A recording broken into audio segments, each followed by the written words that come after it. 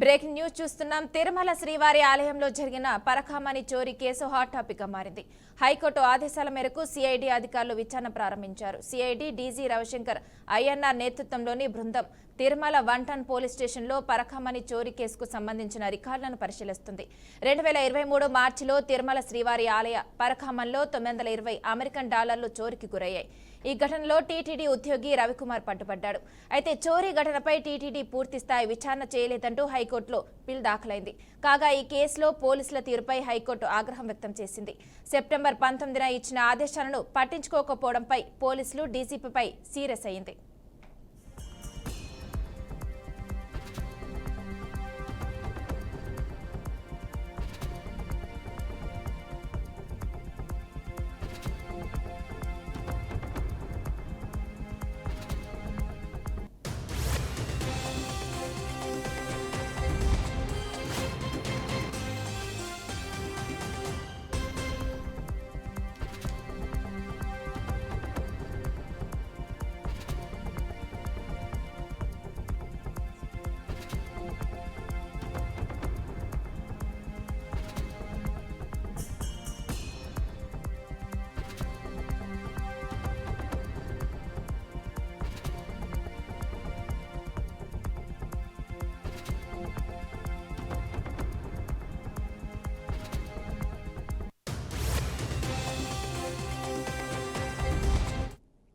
తిరుమల శ్రీవారి ఆలయంలో జరిగిన పరకామణి చోరీ కేసు హాట్ టాపిక్ గా మారింది.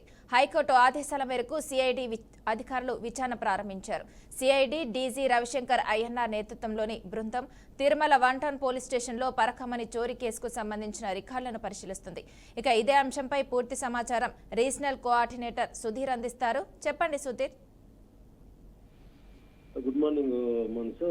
ఏదైతే తిరుమలకు సంబంధించినటువంటి పరకామణి దొంగతనము యావత్తు దేశమంతా కూడా సంచలనమైనటువంటి ఆ టాపిక్ గా ఉన్నటువంటి పరిస్థితి ఉంది. అయితే ఇప్పటి వరకు కూడా ఈ యొక్క చోరీ కేసులో అధికారులు దీనిపైన మాట్లాడుతూ ఒక స్పష్టత ఇవ్వకుండా ఉన్నప్పటికీ ప్రస్తుతం హైకోర్టు ఆదేశాల మేరకు సిఐడి విచారణకు ఇవ్వడం జరిగింది. ప్రస్తుతం తిరుమలకు చేరుకున్నటువంటి సిఐడి బృందము డీజీ రవిశంకర్ అయ్యన్గార్ ఆధ్వర్యంలో ఈ యొక్క పూర్తి విచారణ జరిపి దాని సమగ్ర నివేదికను కూడా సమర్పించాలని కూడా చెప్పడం జరిగింది. అదే 2023 గత వైకాపా ప్రభుత్వంలో తీసుకున్నదైతే తిరుమల శ్రీవారి పరకామణిలో దాదాపు $920 అమెరికన్ డాలర్లు చోరీ చేసినటువంటి యొక్క డీజీ రవికుమార్ చోరీ చేసినటువంటి సీసీ ఫుటేజ్ విజువల్ కూడా మనం చూస్తున్నాము. అంటే దీన్ని ఆ యొక్క అప్పట్లో ఉన్నటువంటి విజిలెన్స్ అధికారులు అతను అదుపులో తీసుకుని దానికి సంబంధించినటువంటి విచారణ కూడా చేపట్టడం జరిగింది. అయితే విచారణలో భాగంగా కేసు పెట్టినప్పటికీ తమ కుటుంబ సభ్యులు వచ్చి వేడుకొనగా అప్పుడున్నటువంటి పాలక మండలి పక్షాతాపం కింద విడిచిపెట్టామని కూడా చెప్పడం జరిగింది. లోక్ అదాలత్లో ఈ కేసు కూడా రాజీకి వెళ్ళి విడిచిపెట్టామని చెప్పడం జరిగింది. అయితే ఎవరైతే ఉద్యోగి రవికుమార్ ఉన్నాడో ఇతనికి సంబంధించినటువంటి ప్రాపర్టీ అతని పేరుతో దాదాపు 14 కోట్ల వరకు టీటీడీకి చెల్లించామని కూడా గతంలో మాజీ టీటీడీ చైర్మన్ అయినటువంటి భూమన కరుణాకర్ రెడ్డి కూడా స్పష్టం చేయడం జరిగింది. అయితే ఈ యొక్క దొంగతనం పాల్పడినటువంటి రవికుమార్ అనేటువంటి వ్యక్తి దేశం నలుమూలల నుంచి వస్తున్నటువంటి భక్తులంతా కూడా తమకున్న ముడుపులు కావచ్చు, తమకున్నటువంటి కష్టాల మీద స్వామివారి కానుకలుగా ఇచ్చేటువంటి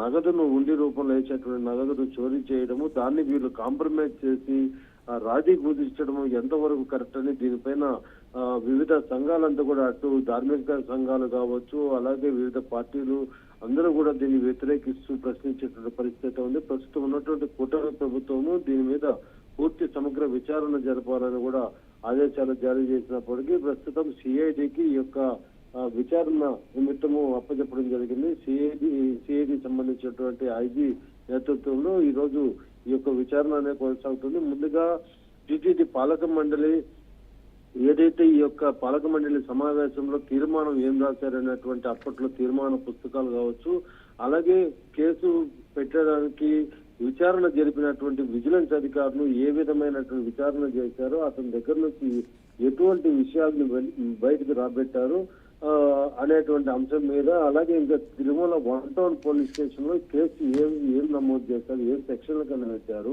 అతను లోక్ అదాలత్లో ఈ యొక్క కాంప్రమైజ్ అనేది ఎందుకు చేశారనేటువంటి కోణంలో మొత్తం ఇవన్నీ కూడా రాతపూర్వకంగా ఉన్నటువంటి పత్రాలన్నీ కూడా సేకరించి దాంట్లో ఏ విధమైనటువంటి అంశాలు పొందుపరిచారనేటువంటి దీని మీద పూర్తి విచారణ కొనసాగుతాం. అయితే ఇప్పటి వరకు తెలిసి దాదాపు $920 వరకు మనకు తెలిసి, అయితే తెలియకుండా ఎంత డబ్బులు కాజేశారు. అప్పట్లో ఉన్నటువంటి పాలక మండలి ఇలాంటి పెద్ద ఇష్యూని హాట్ టాపిక్ లోపల వరకు కప్పిపుచ్చి అతన్ని బయటికి తీసుకురావడం, అతని దగ్గర డబ్బులు కట్టేయడం అనేది 14 కోట్లు కట్టడం అనేది ఎంతవరకు సమంజసం అనేసి వివిధ ప్రశ్నలన్నీ కూడా రేవరెత్తినప్పటికీ ఈ రోజు పూర్తి స్థాయిలో విచారణ జరిపి దాదాపు 20 సంవత్సరాలుగా అతను సాగుతున్నాడు. దాదాపు ఈ యొక్క పెద్ద జిఎం గారి మఠంలో ఒక క్లర్క్ గా ఉండి అనంతరం అతను ఈ యొక్క పరకామణిలో డ్యూటీ విధించారు. దాదాపు 30 ఏళ్ల పాటు మొత్తం అతనికి సీనియారిటీ ఉన్నప్పటికీ ఈ 30 ఏళ్ళలో ఎంత డబ్బులు కాజేశాడు, ఇలాంటి రవికుమార్లు ఇంకెంతమంది ఉన్నారు అనేటువంటి ప్రశ్నలు అయితే ప్రతి ఒక్కరిలో లేవనెత్తేటువంటి పరిస్థితి ఉంది. మొత్తం మీద రవికుమార్ ఇప్పటి వరకు కూడా ఎక్కడున్నాడు, ఏమయ్యాడు అనేటువంటి విషయాలు కూడా తెలియదు. వాళ్ళ కోసం కూడా పోలీసులు గాలిస్తున్నారు. కేవలం తమ కుటుంబం వచ్చి పశ్చాత్తాపం కింద విడిచిపెట్టండి అంటే ఎలా పాలక మండలి ఒప్పుకున్నారు? దానికి టీటీడీ సంబంధించినటువంటి కార్యనిర్వహణాధికారి కావచ్చు అప్పట్లో ధర్మారెడ్డి, అలాగే టీటీడీ చైర్మన్ అయినటువంటి భూమన కరుణాకర్ రెడ్డి, ఇక మిగిలిన బోర్డు సభ్యులంతా కూడా ఏ విధంగా వీళ్ళు ఒప్పుదల అనేది చేసుకున్నారు? దీని లోక్ అదాలత్లో కేసు కాంప్రమైజ్కి వెళ్ళమని చెప్పగానే విజిలెన్స్ వాళ్ళు ఎందుకు వెళ్ళారనేటువంటి ప్రశ్నలు అయితే పూర్తి స్థాయిలో లేవనెత్తున్నారు. మొత్తం మీద ఈ యొక్క పరకామణి దొంగతనం కేసు అనేది వేగవంతం చేస్తున్నారు అధికారులు. ఖచ్చితంగా దీంట్లో ఉన్నటువంటి పూర్తి విషయాలన్నీ కూడా ఈ యొక్క $920 కాకుండా మిగిలిన కూడా చాలా వరకు గత పాలక మండలితో అతను ఒప్పందం కుదుర్చుకున్నట్టు పలు ఆరోపణలు కూడా ఇటు జనసేన కావచ్చు, బీజేపీ అందరూ కూడా ఆరోపణలు చేస్తున్నారు. ఏది వాస్తవం ఏది అవాస్తవం అనేటువంటి విషయాలు అయితే వెలుగులోకి రావాలి. మొత్తం మీద దొంగతనం జరిగినటువంటి విషయం అయితే స్పష్టంగా తెలుస్తుంది. దానికి టీటీడీ మాజీ చైర్మన్ కూడా అది యొక్క పక్షాతాపం కింద కాంప్రమైజ్ చేశామని కూడా అతను ఒప్పుకోవడం జరిగింది. దీని మీద పూర్తి సమగ్ర విచారణ జరిపి కోర్టుకు కూడా హైకోర్టుకి సిఐడి ఐజీ రవిశంకర్ అయ్యర్ గారు సమర్పించనున్నారు. Monika. Okay, thank you Sudheer.